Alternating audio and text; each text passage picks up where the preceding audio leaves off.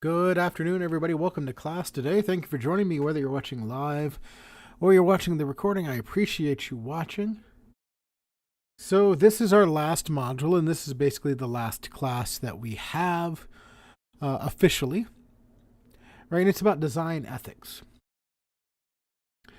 And so basically the way this is going to kind of work out, for the rest of the semester, I kind of designed it to where you could all have like next week as like an additional week. So you can get work done this week and then kind of take next week off for Thanksgiving if you were of the mind to and didn't have to really worry about anything. And then we basically just have a couple weeks after that left for your final projects, taking everything and putting it together, trying to give you enough time to get everything put together there, and maybe get some assignments that you weren't able to get those turned in during those last couple weeks of class there, just to try to make sure everybody passes and everybody is able to move on to the next thing. Right. And so I like to just talk about design ethics, and I like to talk about it for a little bit as kind of the last thing here, because one of the things that I don't think we really think about too much is about how design empowers us, or what kind of power design gives us, and the ability to design things that look good and react and interact well. These are things that give us power, that give us additional station, if you will, that give us significance and importance, right? Because like these are things where we can take something and we can make it look legit, and we can make people want to interact with it, right? It's like some of the things that we were talking about previously when it comes to, say, dark patterns, or one of the things that I've been talking about kind of all semester long is one of the goals of good design is to try to craft an interaction, or try to build an experience, right? Like if we go back to the first day of class, way back in August, one of the things that we said was we talked about design being about problem solving, right? We specifically said design was problem solving within constraints. And so when you think about problem solving, when people are coming to you in the name of problem solving, that means they have a problem. And, your design supposedly has the ability to solve it, right? So people with problems, places where there are problems, gaps that we're filling, these are people that, of course, depending situationally, these are people that could be quite vulnerable. Right? And one of the stories that I tell about the importance of this sort of thing, it's a story that is in your module. It's a story about people who are vulnerable, and how design can take advantage of vulnerable people, right? Like we even, we talk about it like all the time nowadays, right? Like when you think about like a scam and the ability for something to scam you, the best way something scams you is by looking legit, right? And it presents a certain set of interaction that you need to follow in order to have a problem solved. And really, it's a lot of the things that we've been talking about in terms of, directing someone to perform an action that solves a perceived problem, right? So when we think about design and how we can wield web design as a tool, we can use it ethically, and we can use it for good, or we can use it unethically, for bad, for lack of a better word. So I like to just take a few moments, talk about design ethics, talk about, one of the things that we're basically going to talk about today is drawing your line, right? And like that's one of the things that I hope that you kind of got out of some of the Montero material that we've been reading, right? Because like some of the things that you might have read out of there, you might have said, well, that doesn't really seem like a big deal to me. I don't know why he's saying to do this or to do that, right? But, to that end, it's about drawing your line. he has a line that he's drawn and he tries to stick to that line.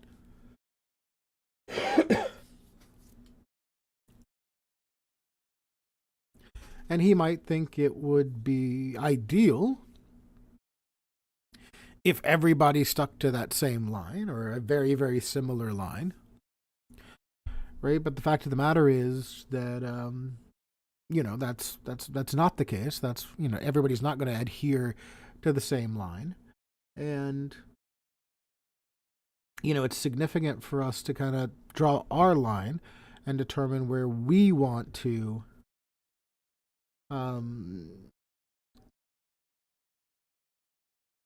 act in terms of what is ethical and what is moral. So what are ethics? Let's just define this term really quickly. Right? So the Merriam-Webster's dictionary, I just went straight to the dictionary for this definition. The Merriam-Webster's dictionary just says that ethics are moral principles that govern a person's behavior or the conducting of an activity. So this really gets to kind of the heart of the issue here, right?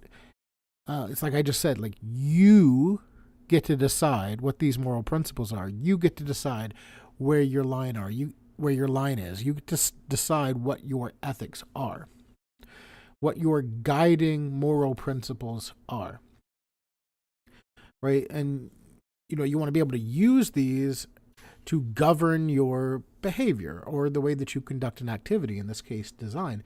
So when we're talking about ethics, we're talking about these moral principles. We're talking about these core values, these things that should be important to you. And we're putting them in a frame of reference so that we're basically saying like, hey, these are your core values. They're supposed to be guiding you in the way that you kind of act or the way that you design. So another thing that we want to talk about here is the idea of consistency, right? Because if this is what's going to be guiding us, right? Like if this is going to be our compass pointing us into a direction of a person that we want to be, of a web developer, of a web designer that we want to be, then these ethics, these moral principles should be consistent, right? Like think about a regular compass or, a GPS system, right? To modernize the example a little bit. If your compass or your GPS system was variable based on a situation, then you're not making the best path to get to where you need to go. You might not get to where you need to go at all, right? You might be at a totally separate place.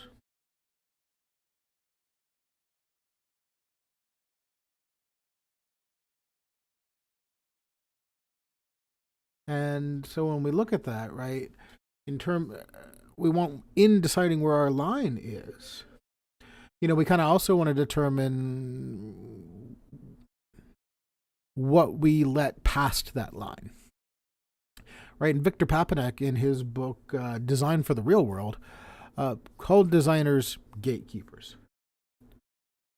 right? He said we have the skill set that people need in order to get things made. So if we have a set of skills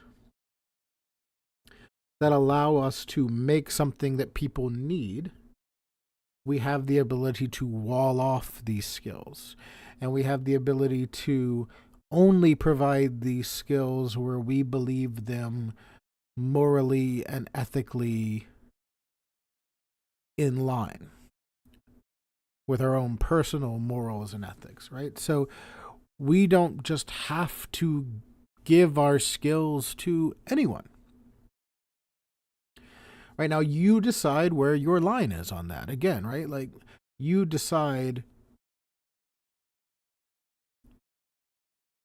where you set the bar in terms of who you let through your gate, right? Who you give access to your skills, because our skills have power, right? And they lend authority. And so the ability to make something and make something look good and make something look legitimate and make something interact well, right? That gives that on its own gives it authority, right? Like when something looks legit, again, people are more likely to interact with it. If it works well, if it's not janky, right? Like, when something looks like a scam and when something's kind of weird, like, that, like, it feels off and you have the hairs on the back of your neck stand up and, it's immediately obvious that, something's not right here. But if it's good, if it looks good, if it's shiny, if it's performant, if it's available, if it's telling me the right things, then it gets authority. But I think the most important word here that we're kind of using in this line, our skills have a power and lend authority. I think the key word here is lend.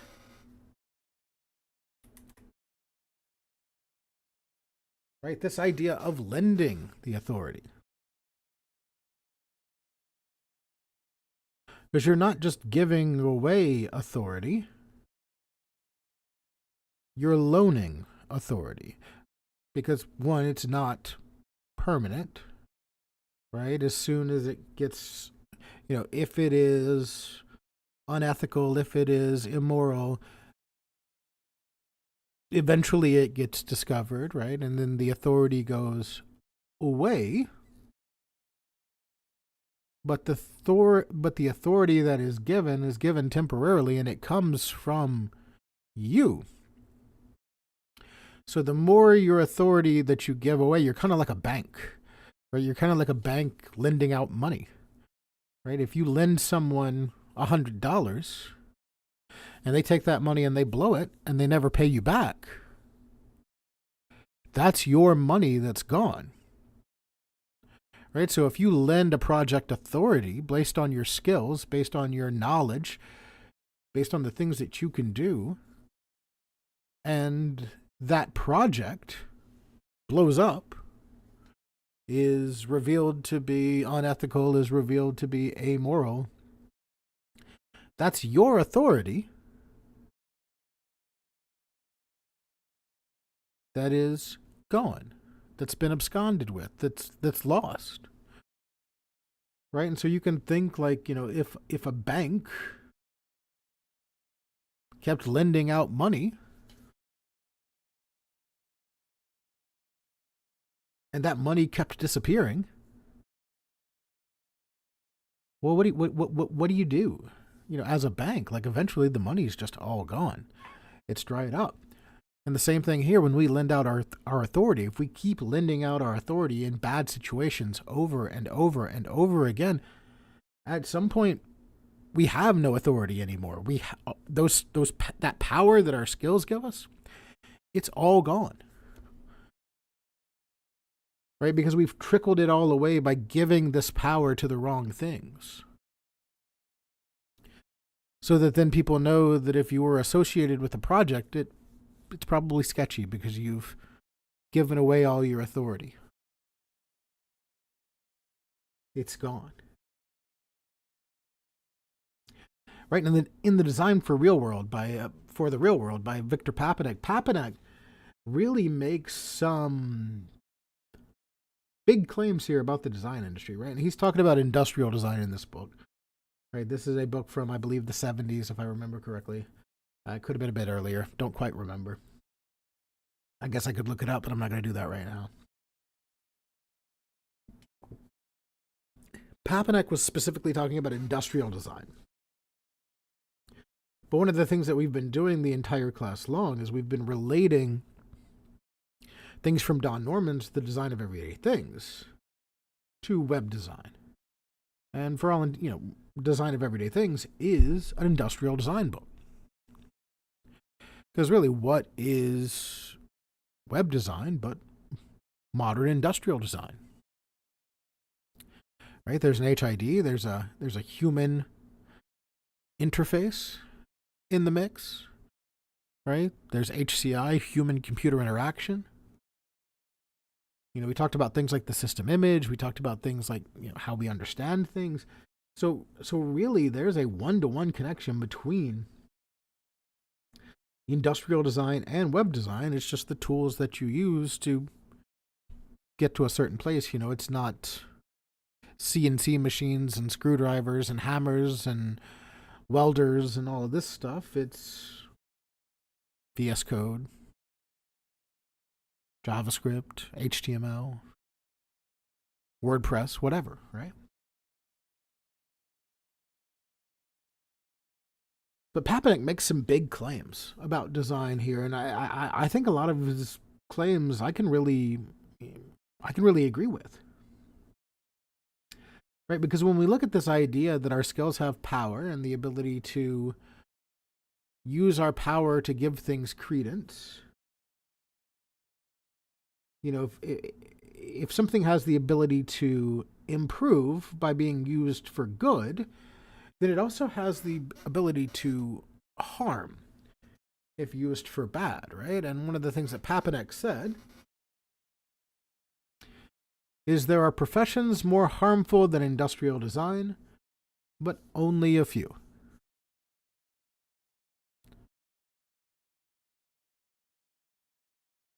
And I think this is a really heavy thing to think about, right? The fact that, there are professions that are more harmful than design,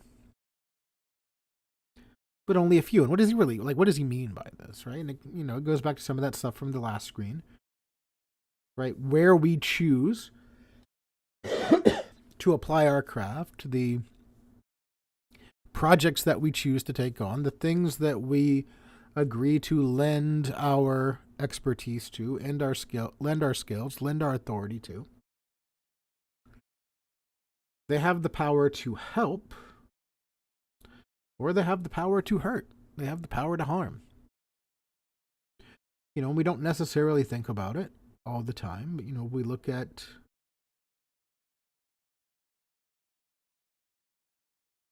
the modern landscape of the internet and how certain things have gained prevalence, and how these things didn't come out of thin air,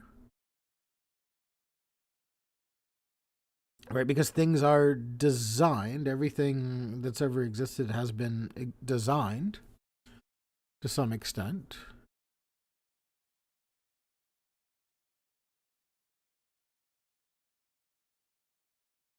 So some of the most harmful things that are put online, somebody put thought into them.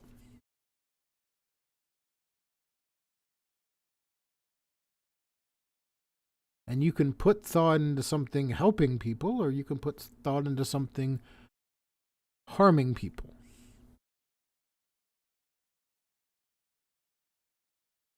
And this gets to one of the big, more controversial topics every year that students have with Montero when he talks about there's no such thing as a well-designed gun, right? Like this kind of aligns in that area, right? Because essentially Montero's argument there is, well, the purpose of this device inherently is to harm, right? But this is when we get into a place of where you draw your line, right? And this is why your line becomes so important, because yes, right, the gun is designed to harm at its core, but as a result it also has helpful qualities, right? It can be used for personal protection. It can be used for hunting, or whatever positive purposes that you might have for using a gun. But it can also be used for negative, harmful purposes. And since there really is no such thing as a safe gun, the argument could be made that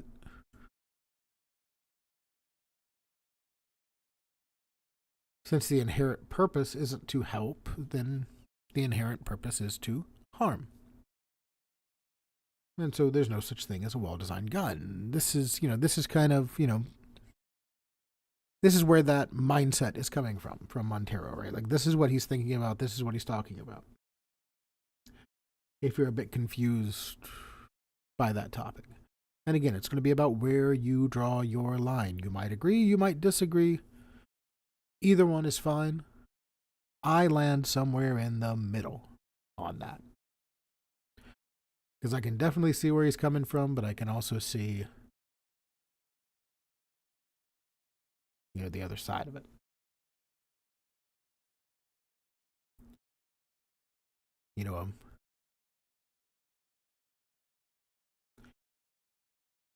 But he goes on, he talks about, the only thing important about design is how it relates to people, right? And this gets back to a concept that we've been talking about all semester, the idea of human-centered design. That on the other side of a screen where our website is being projected, there is a human being that is using it. And what happens to that human being that is using our website is or should be important to us.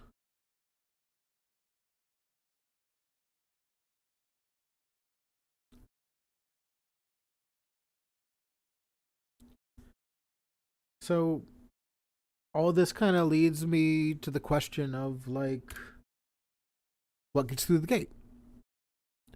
How do we know what projects to let through our gate and what projects to keep our gate locked?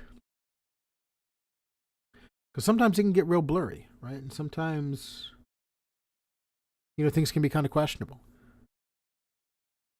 And so we owe our clients not just our work, but also our counsel, right? Like, we're professionals.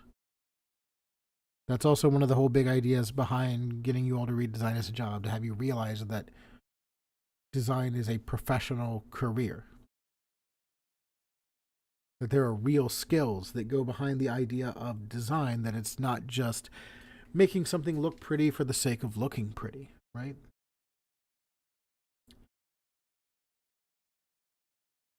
And I think the idea of providing counsel to our clients, we usually use that term in relation to like a lawyer, right? Like a lawyer provides counsel, or maybe a therapist provides counsel.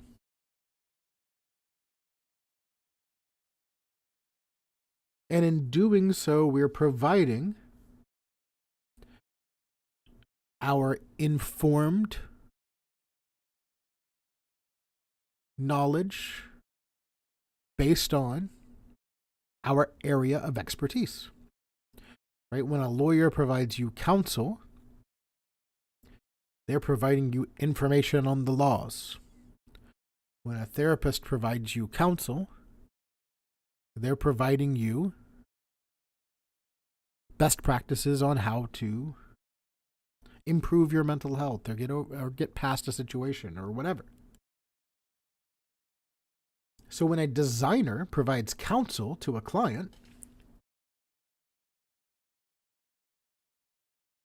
you're giving them informed knowledge about your area of expertise. Right? And that's why we do the whole design process thing that we were talking about previously. Right? That's why we do design discovery. That's why we do, all this different stuff to come up with the problem. Because your client's going to think they know what the problem is.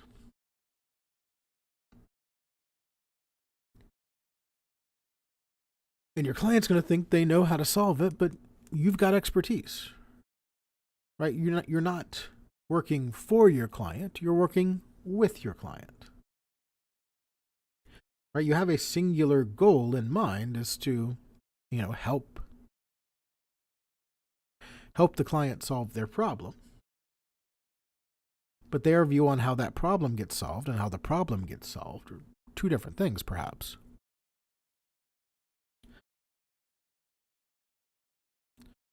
So nothing gets through the gate unless we're willing to provide our counsel and our work. That means making suggestions. That means adding input.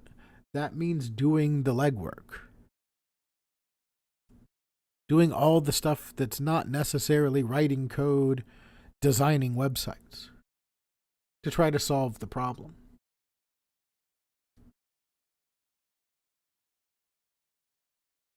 And if you're giving your client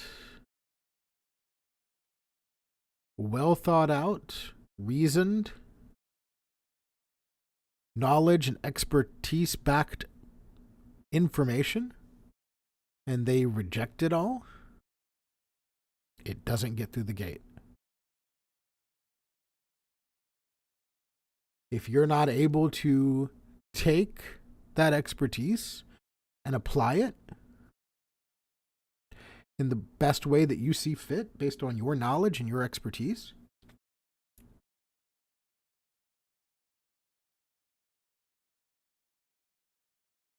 it doesn't get through the gate. Nothing gets through the gate without being thought through and worked on by you. And if for whatever reason you're not willing to do one or the other, it does not. Let me rephrase that. If for whatever reason you're not willing or able to do one or the other, it does not get through the gate. Because ultimately, at the end of the day, I cannot stress this enough. You are responsible for the work that you put into the world. It's just you. Right? If you're not willing to stand at the end of the day and say, yes, I made that. If someone comes to you and they ask you, like, hey, did you work on this project? And you're not willing to say with your whole chest, yes, I did that. It probably shouldn't be something that you let through the gate.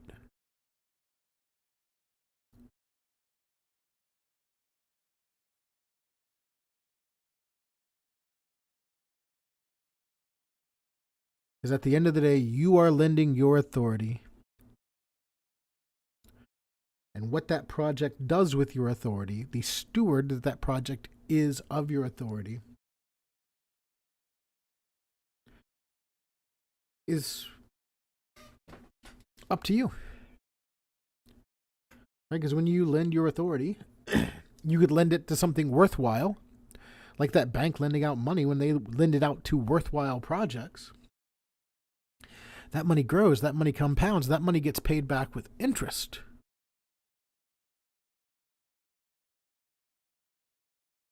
Because you've shown that you can expertly solve the good problems. But when it gets lent out to bad problems and it goes away, that reputation starts to dwindle. Things start to go poorly.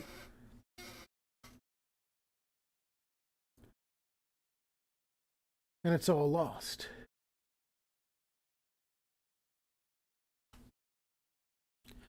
If there's one thing that I want you to remember in terms of lending your authority, it is that the monsters that you create carry your name in their mouths.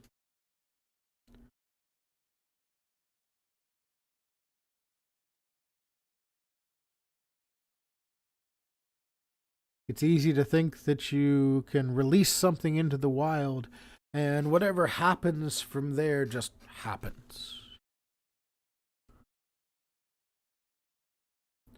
Right? I can build a website and I can put it online and whatever happens from there just happens, but it doesn't. Right? You made it happen. You built that monster. You've lended it your authority.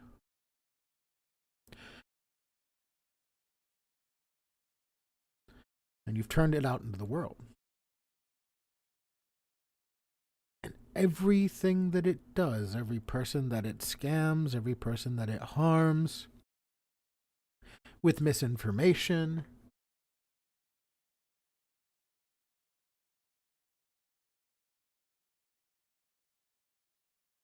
it whispers your name.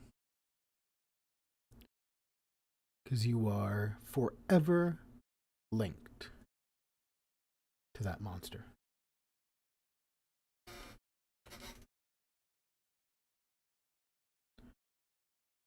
I like to show this example. This example is dark patterns, right? A dark pattern is a concept in UX design where things are deliberately or intentionally designed to mislead or designed to get a user to do something that they wouldn't otherwise do. All right, and I bring this one up from a site called ThreadUp. Maybe some of you have used it. And you might have seen stuff like this on websites before where they're like, oh, so-and-so from this place just bought this, or so-and-so from this place just saved $22 on their order. Well, in this case, this person looked into the code and saw that none of those little notifications were real. They were all phony, designed to try to pique interest and make people say other people are saving money, or other people are buying this thing that I want. There's some perceived scarcity there. I need to get it now before it sells out.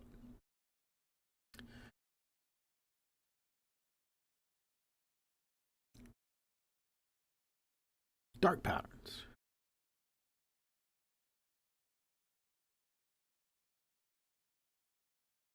Right, it probably works to increase your bottom line. But at what cost, right? Because this is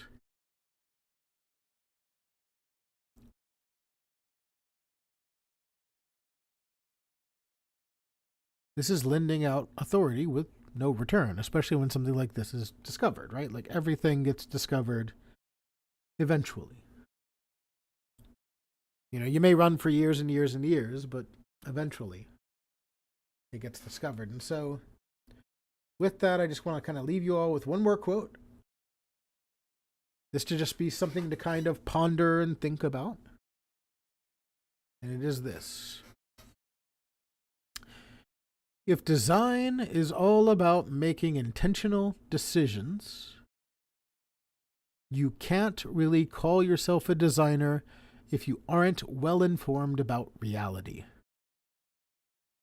You might be a fine craftsperson, and you also might be a real danger to society.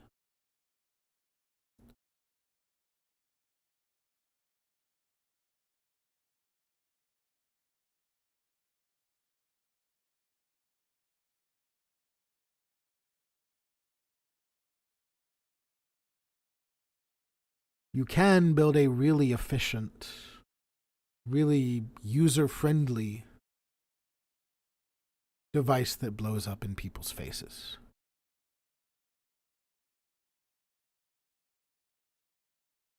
So I will leave you with that.